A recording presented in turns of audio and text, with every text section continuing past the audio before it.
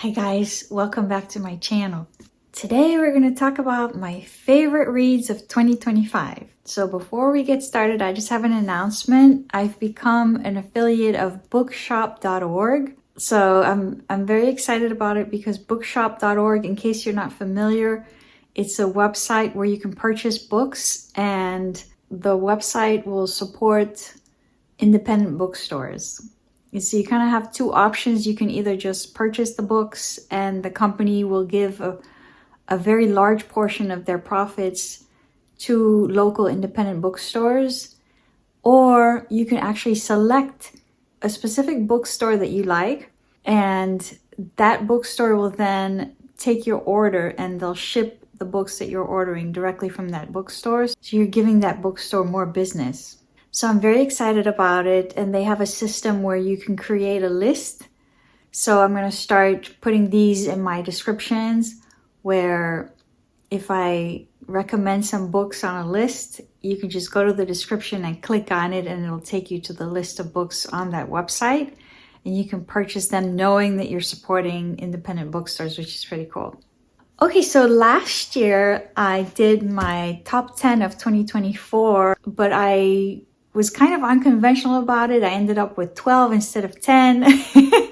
And I didn't really have a favorite for the year. So this year I've decided to be a little bit more conventional. I'm going to limit myself to 10 books. And then at the end, I'll pick my favorite for the year. What I also want to do this year is just have some reflections at the end where I talk about authors that I discovered and also things I learned about myself through my reading. Okay, so in no particular order, we're going to start with Rebecca by Daphne du Maurier. And I got this edition because I didn't like the other editions too much. So I specifically got this one. I think I got it from Pango, which is just individuals who post pictures of a book that they have that they want to resell. So this book, I'm sure a lot of you are familiar with. This is Daphne du Maurier's most famous book about a young woman who meets a man who just recently lost his wife. So she ends up marrying him early on in the book, and you get to see what her new life is going to be, because this is a very wealthy man who owns this massive mansion called Manderley. And the way Manderley is described is so well done. It feels like Manderley is almost a character of the book. This is a great book to read in the fall because there's descriptions of the storm brewing and the wind blowing and the waves crashing on the shore because the property is close to the water. And there's a lot going on. You have all the servants that work at Manderley.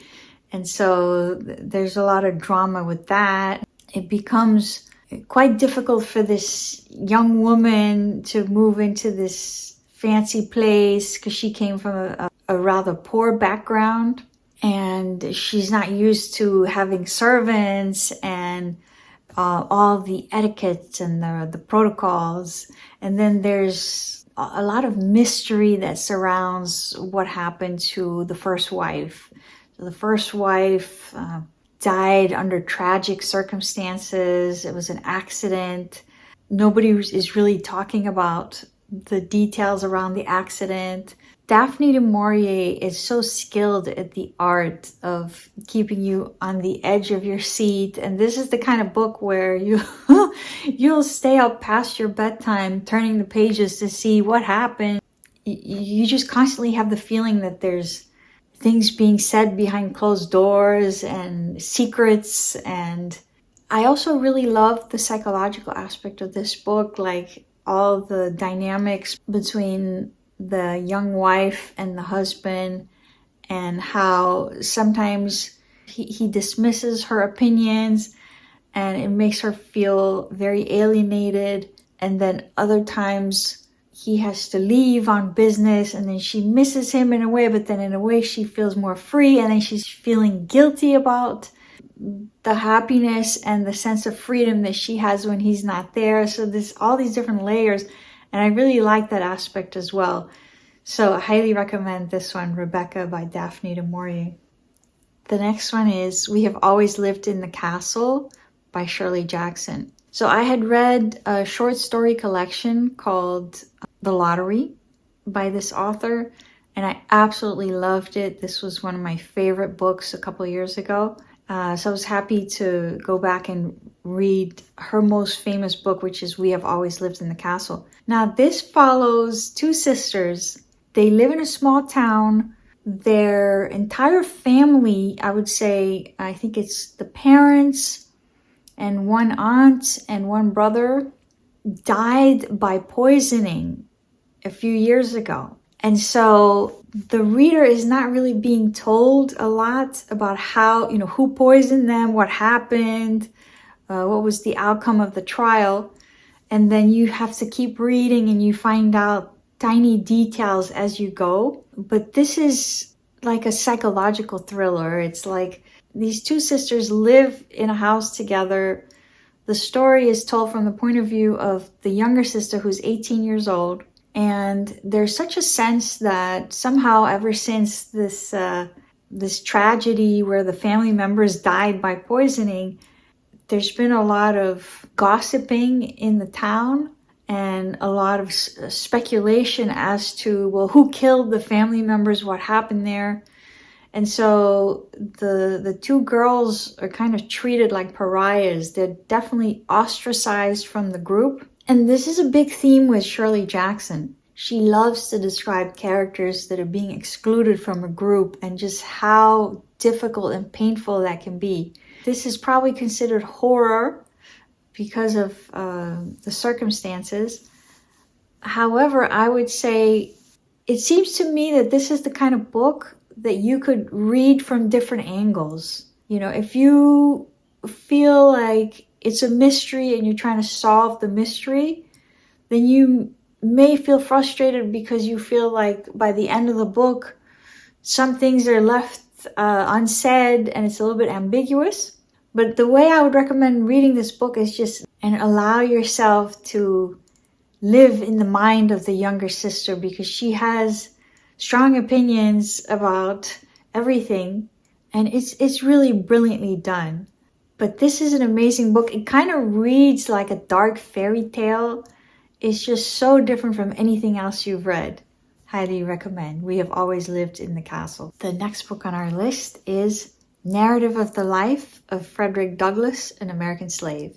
This book had a huge impact on me this year. There's several aspects of this book that I really, really appreciated. The first aspect is I actually learned a lot of things about slavery. Slavery was something that was extremely calculated and vicious to an incredible degree. In the very first chapter, he talks about how when a child is born, they always separated the baby from the mother because they figured that way people cannot form proper attachments. That was something that I always knew, that families would get separated during slavery times, but I didn't realize just how systematic it was. So that's just an example of one of the things that I learned. I also learned a lot about the psychology of the slaves, right? Because you're pushing a human being to the edge, and it's like, what happens in the mind of a slave? What is it that helps them to keep going, to not completely give up?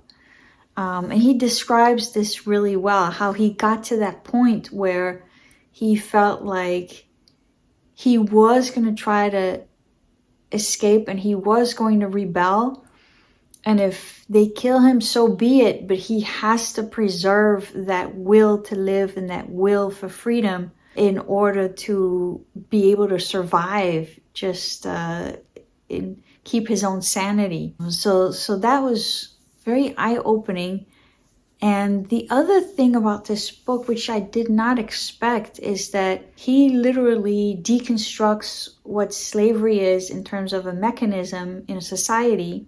And he analyzes just how sick the whole concept is and how it damages the brain of the slave owners, because they are living this double consciousness in their mind, where on the one hand they're going to church and they're considering themselves good Christians, etc. And then on the other hand, they're being extremely cruel with their slaves.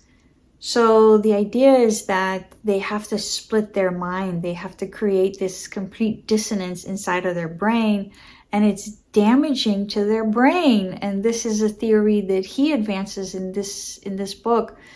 And I just thought that was pure genius. This edition is good too because it has some of his speeches at the end, and I really enjoyed those. Frederick Douglass traveled to England and was convinced that if he could go to England, which didn't have slavery, and show them how bad slavery was in the US, that somehow it would make the US think again about what they were doing, because just like any oppression, if it goes unnoticed, if it's somehow a secret, then it can thrive much longer. And once you expose it and it becomes more public, then it's harder to maintain that oppression. I thought that was a great idea, that he traveled to give speeches about slavery so that he could increase awareness of other countries about slavery in the US and expose it. So I highly recommend this one. The next book on our list is Effi Briest by Theodore Fontane. This was my very first Theodore Fontane book, but it won't be the last. Theodore Fontane is a German writer. Effi Briest is a very interesting protagonist. She is a young girl when the novel begins, about 17 years old. And she's just a typical happy-go-lucky young girl. She has her friends from school that stop by her house to have conversations with her. And then she has her parents that she lives with. She has this town that she's from and she's grown up in, so she knows the pastor of the church and her friends from school. And so you feel like she's just a pretty happy young girl. And then her parents decide that it's time for her to marry and almost give her away to this guy who's in his 40s. And it's not really described in the book, but the way I interpret how she responds, it's like she kind of goes into a freeze mode where she's not really sure what she was supposed to do. I mean, when she was talking to her classmates, they were kind of speculating, oh, who's going to get married first? You know, because back then for a young woman, that was the thing, right? Was to wait and see who proposes to you, etc. So she's kind of excited that somebody proposed to her and she's going to start a new life. But pretty soon, you really start to get the feeling that her life becomes very lonely. Her husband takes her away to northern Germany. So the story begins in southern Germany. And then in northern Germany, the landscape is completely different. It's colder. The descriptions of nature and landscapes in this are beautiful. It's just something that will take your breath away. And so they travel to northern Germany. And the husband is always busy and going places, and then he leaves her home by herself, and she starts to hear footsteps in the attic and the wind is blowing. So there's this sort of almost gothic aspect to it at that point. And I don't want to give too much away, but this is about how things evolve over time, and they follow her life over the next few years. And Theodore Fontane is a great storyteller.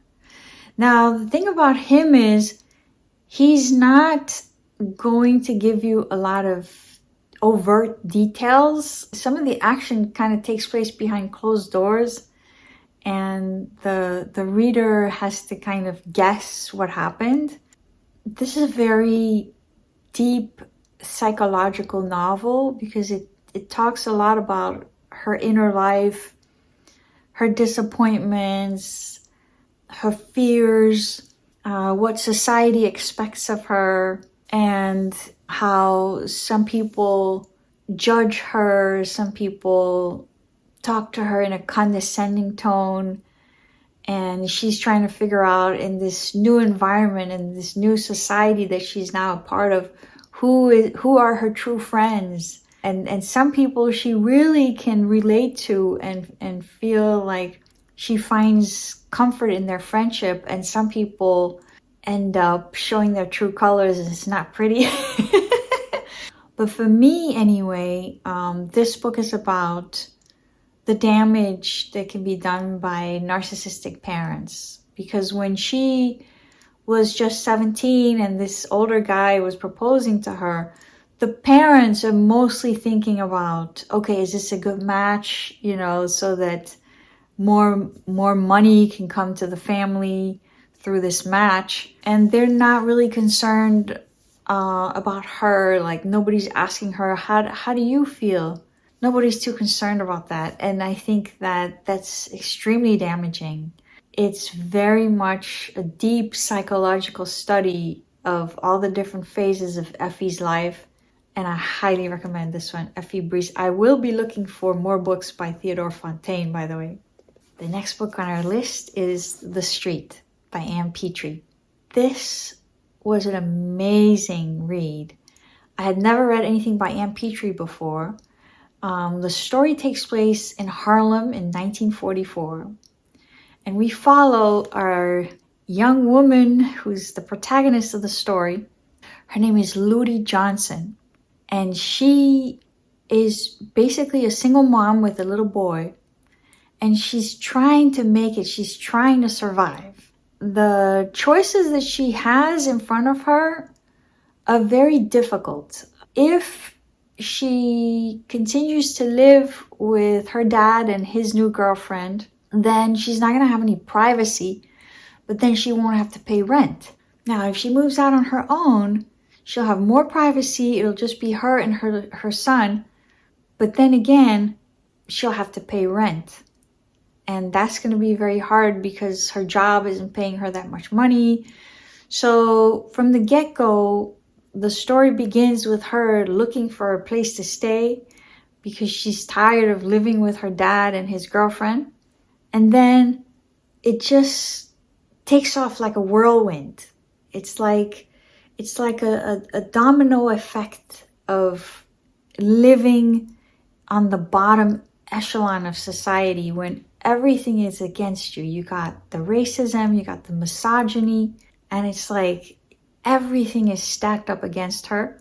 And this book is really nicely structured because everything keeps going back to that street. Actually, it's 116th Street in New York City. And I really like how she structures the story. She leaves you on these cliffhangers at the end of the chapters, and everything feels like it's a tornado of events. Like something about it is just spinning out of control. And this character is trying to go in a certain direction, but everything around her is just sweeping her in a different direction. And you just feel so out of control, and you feel like the list of injustices in this is just never ending. So what I love to do when I'm reading a book is I love to get that feeling that I'm time traveling and that I'm imagining what it must have been like to be in her shoes and to live in that time period, in that neighborhood. And she does such a good job that you feel like you've been there. You recognize the neighbor, you recognize the superintendent of the building. You can smell the smells on the street, and you can feel the wind. It's just beautifully described. The characters come to life right off the page. It almost feels like you're reading the script for a movie. It's just so beautiful. So I'm definitely going to be looking for more books by Ann Petry, because this was like, it felt like a masterpiece, really. So definitely highly recommend The Street by Ann Petry. The next book on our list is Mrs. Palfrey at the Claremont by Elizabeth Taylor. So I had read A View of the Harbor by her and really liked it. Now, A View of the Harbor was more a story of different houses and different families in each house, and how they each are living out separate dramas, and then there's some that know each other or have relationships with each other. Now, this book is a little different. This is completely centered on Mrs. Palfrey. What's happening to her is she's probably in her late 70s, early 80s, and she has just lost her husband. So she's now moving into one of these places that is kind of considered a bridge between independent life and a nursing home / hospital. There's a section of this hotel for people to actually live there. So they give you a discount if you just pay a monthly fee to live there. And it's in London. So there's other older people that are living there. And she describes the inner life, the inner monologues that Mrs. Palfrey has in her head, how she's reminiscing about how different her life was when she had her own home and she had her husband, and they would invite people over and they would go out to see a play or go out to dinner. And she felt like she had a life and she had the moral support of the husband. And so there was this deep connection with him. And she's now finding herself in this new place, trying to get to know some of the other older people. And it's like all these tiny little heartbreaking moments, like she has a grandson. And so she tells some of the other people at the hotel, oh yes, I have a grandson, he lives nearby. So people are asking, is he coming to visit you? And then he's supposed to come and then he doesn't show up. And then she's dealing with the shame and the disappointment. And it's very much bittersweet. So you have these moments that are literally laugh out loud funny. And then juxtaposed with those, you have these moments that are like, ah, you just want to say, oh no, it breaks your heart. I was very glad to be on this emotional roller coaster with Mrs. Palfrey, and I laughed at all the funny moments, and then I cried. It was just exactly what I wanted from this book. So I really enjoyed this, and I will be looking for more books by Elizabeth Taylor. The next book on our list is Not Without Laughter by Langston Hughes. So you may be familiar with Langston Hughes in terms of his poetry, which is how I knew him. I kind of thought of him as a poet, but it turns out he wrote this story, which is a little bit like an autofiction. So it starts out with the little boy, Sandy, living with his grandmother and his mom, because his dad is always looking for work in different parts of the country, so he's not always home living with them. And they are living a very hard life. They're extremely poor. The grandmother has to get up early and pick up clothes from a white family, and then she's washing clothes by hand all day long, and she has to hang everything to dry in the living room. And the mom also works for a family, cleaning and cooking, and they are working very exhausting long days. And so this describes all the adventures he has throughout his childhood. Of course, all the racism he faces. He goes to school and the teacher says, okay, the black children have to sit in the back there. You can't sit in the front. And the grandmother is starting to have health problems, and how they all try to deal with it. And he has different aunties who all have their quirks. And so they are in and out of his life at different times. But this is told with such a straightforward narrative. Each chapter is like a little story that could be a short story. To me, this was quite refreshing because nowadays you read a lot of books where they have, dual timelines and all these different things going on, or they start with the end and go back to the beginning. So it was kind of refreshing that the narrative was straightforward. It starts when he's young and then little by little he grows up. This book completely broke my heart. I was 100% rooting for this boy. And I think a lot of it is autobiographical, but it was such an amazing story of resilience. And somehow, I think what helped him was that there was always one of his aunties that would come through at the last minute. And in that sense, it reminded me a little bit of A Tree Grows in Brooklyn, because A Tree Grows in Brooklyn also has this feeling that sometimes the parents are not able to provide for the child, so one of the aunties has to step in. You do get this feeling from this book as well. But I highly recommend this one, and I will be looking for more books by Langston Hughes. If you have any other Langston Hughes books that you recommend, please drop it in the comments for me, okay? The next book on our list is The Dry Heart by Natalia Ginzburg. So if you're not familiar, Natalia Ginzburg is an Italian author, and she is so good at just giving you these little mundane moments of everyday life that somehow just get under your skin. This book has a very interesting structure. So in the very first paragraph of the book, she tells the reader that she shot her husband and killed him. So it's a little bit of a shocking first paragraph, probably the most impactful first paragraph I've ever read in my life. And then she goes back to the beginning.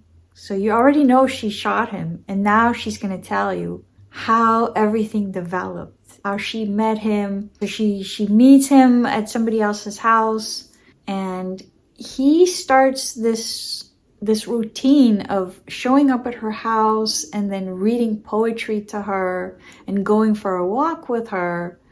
And so little by little, she's getting the feeling that, okay, he must like me because he always keeps coming back and he's reading me poetry. But she describes very accurately how he seems to keep coming back and keep looking for her, but at the same time, he never uses the word love, and there's never any kind of declaration of love on his part. So it's almost like she starts to notice what's not there. And then she finally confronts him, and it leads to all sorts of issues in their relationship, but they somehow end up getting married. And then it goes through all the different tragedies that happen from there. I would say Natalia Ginzburg has a very unique style, because if you objectively look at the events that happened in this book, it's pretty much tragedy after tragedy. And yet she has this funny way of describing characters and situations that make you feel like it's almost humorous at times. And it's kind of like her coping mechanism is to be able to describe things in a way that almost removes the emotion out of the situation just for a minute so you can survive the experience. But she has a unique style. If you haven't read her yet, this could be a good place to start. Or the other book I would say to start with would be The Road to the City, which was her first book. Either or would be fine, but I will definitely be looking for more books by her. I have Valentino and Sagittarius by her as well on my shelves, so I may be reading that one in 2026. The next book on our list is Summer by Edith Wharton. Now, I'm a big Edith Wharton fan, and I've read The House of Mirth, Ethan Frome, The Age of Innocence, and Summer. And I'm going to say, even though I love all her books, I'm going to say Summer is probably my favorite. Because I think in some of her other books, some of them it's told from the perspective of a man. And some of them have a lot of different characters. It's like an entire cast of characters. So the story gets a little bit complicated. But this one I like because it's told from the perspective of a woman. And it's quite simple. Like, this is simple cast of characters. You could almost turn it into a play. And also, I like this one because it has a feeling of two worlds going on, because it's a small town and this girl is being told that she was adopted because she's really not from the town, she's from the mountain. And so people who live on that mountain are very, very poor. And so basically her situation was, when she was born, her family was not going to be able to afford feeding her. And so this lawyer who lives in town with his wife decides to go ahead and adopt her. And then later his wife dies. So it's just him and the daughter. And so you follow I read this over the summer because it's a very summery book. It's basically as she becomes an adolescent girl, and you see how her awareness of her situation starts to become a little bit more acute. Like, she's now coming to realize what her life would have been like if she had been born on that mountain and lived in total destitution up there. But at the same time, she has this strange longing to find out more about her birth family. And then the story unfolds because she meets a young man, and so it's a little bit of a summer romance. But it's the descriptions of nature in this are so beautiful, and the descriptions of everything, all the emotions that she has, everything she's going through, it's just so beautifully described. So definitely highly recommend this one, which I believe is my favorite by Edith Wharton so far. And the last book on our list is The Underground Railroad by Colson Whitehead. Definitely really enjoyed this book. I was a little bit scared because, of course, it deals with slavery. So I was worried that it would be very gory and very traumatic. I think he purposely left certain scenes to the reader's imagination. So there's certain moments where he'll just quickly mention that something atrocious happened without describing it in great detail and forcing you to be there for every minute of that traumatic event. And I really feel grateful that he chose to write his story that way.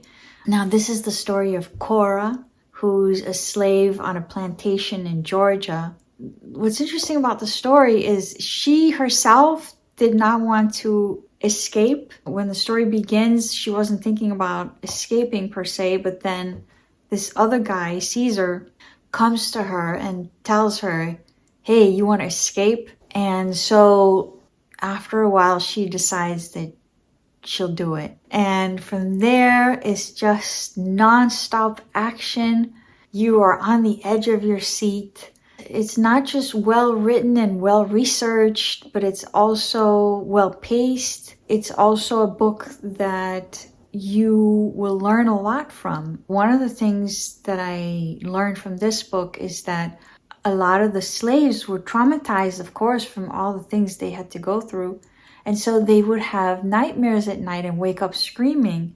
And because of this, if you were one of the slaves trying to have a good night's sleep, it was very difficult on the plantation, because every hour somebody would wake up screaming from their nightmares, and then that would wake you up.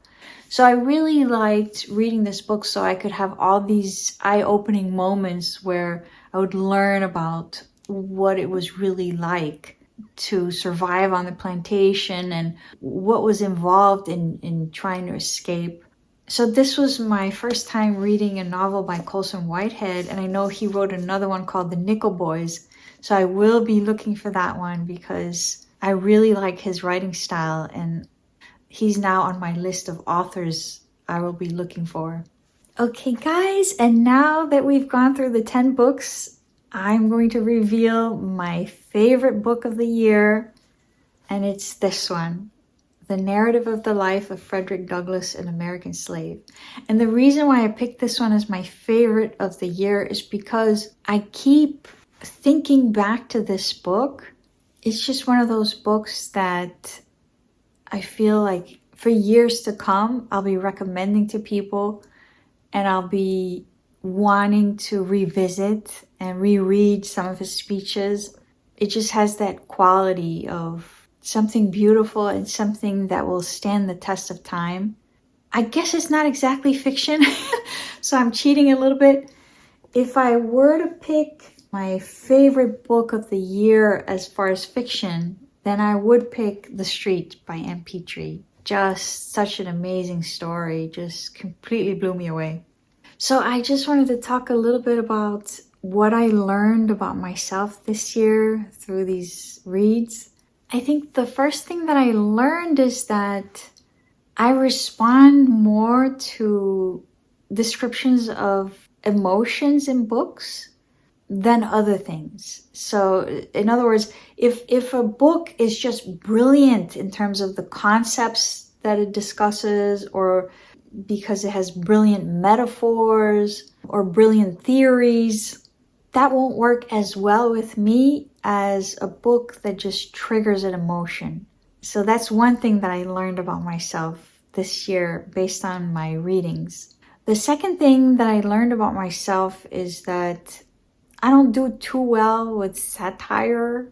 If a book is mostly satirical, somehow it doesn't hold my attention as well as a book that's just a little bit more straightforward, I guess. So those are some of the things that I learned, and some of the authors that I discovered this year. Oh my God, so many. Ann Petry, Langston Hughes, Theodore Fontane, Barbara Cummings, and Anita Brookner. And I actually want to read more by those two authors. So please let me know which books were your favorites this year. Until next time, happy reading!